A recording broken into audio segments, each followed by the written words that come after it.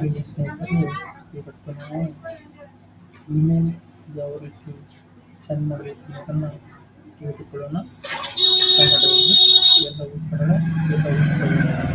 ಈ ಕನ್ನಡದಲ್ಲಿ ಸ್ನೇಹಿತರೆ, ಈ ತರಹದ ಅನೇಕ ವಿಷಯಗಳಿಗಾಗಿ ತಿಳಿದುಕೊಳ್ಳಲು ನಮ್ಮ ಚಾನಲನ್ನು ಎಲ್ಲವೂ ಸರಳ ಎಲ್ಲವೂ ಸುಲಭ ಚಾನಲನ್ನು ಸಬ್ಸ್ಕ್ರೈಬ್ ಮಾಡಿ.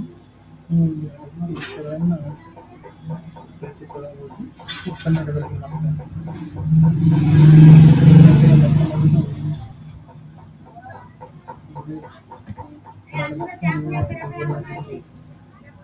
ಆಮೇಲೆ ನಿಮ್ಮ ಜಿಮೇಲ್ ಐಡಿಯನ್ನು ಓಪನ್ ಮಾಡಿ.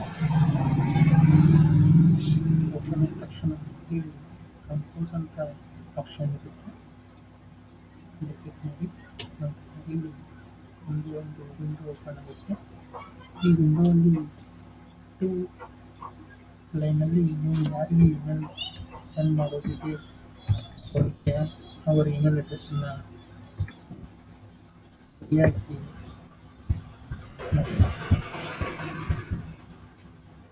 ನಂತರ ಇಲ್ಲಿ ನೀವು ಕೆಲವು ವಿಷಯಗಳ ಬಗ್ಗೆ ಬರೆಯುವುದಿದ್ದರೆ ಬರೀರಿ.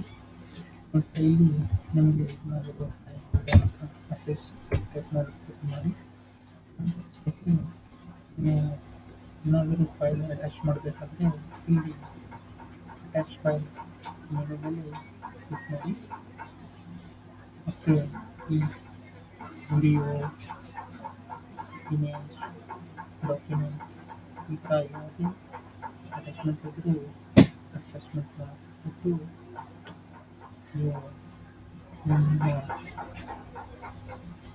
ಪತ್ನಿಯವರಿಗೆ ಇಮೇಲನ್ನು ಕಳಿಸ್ಬೋದು.